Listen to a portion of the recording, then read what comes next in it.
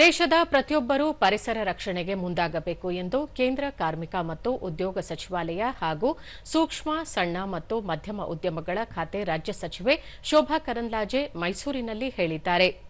ದೂರದರ್ಶನದೊಂದಿಗೆ ಅವರು, ಪರಿಸರ ನಾಶವಾದರೆ ಮನುಕುಲವೇ ನಾಶವಾಗಲಿದೆ. ಪರಿಸರ ಸಂರಕ್ಷಣೆಯಿಂದ ಮನುಕುಲದ ಏಳಿಗೆ ಸಾಧ್ಯ. ಪ್ರತಿಯೊಬ್ಬರೂ ತಮ್ಮ ತಾಯಿಯ ಹೆಸರಿನಲ್ಲಿ ಒಂದು ಗಿಡ ನೆಟ್ಟು ಬೆಳೆಸಲು ಪ್ರಧಾನಿ ನರೇಂದ್ರ ಮೋದಿ ಅವರು ದೇಶವಾಸಿಗಳಿಗೆ ಕರೆ ನೀಡಿದ್ದಾರೆ.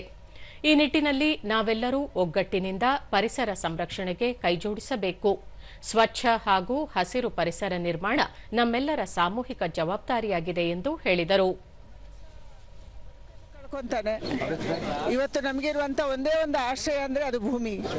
ಈ ಭೂಮಿಯನ್ನು ಉಳಿಸ್ಕೋಬೇಕಂದ್ರೆ ಪರಿಸರ ಉಳಿಸಬೇಕು. ಅದಕ್ಕಾಗಿ ವಿಶ್ವ ಪರಿಸರ ದಿನವನ್ನ ವಿಶ್ವದಾದ್ಯಂತ ನಾವು ಆಚರಣೆ ಮಾಡ್ತಾ ಇದ್ದೀವಿ.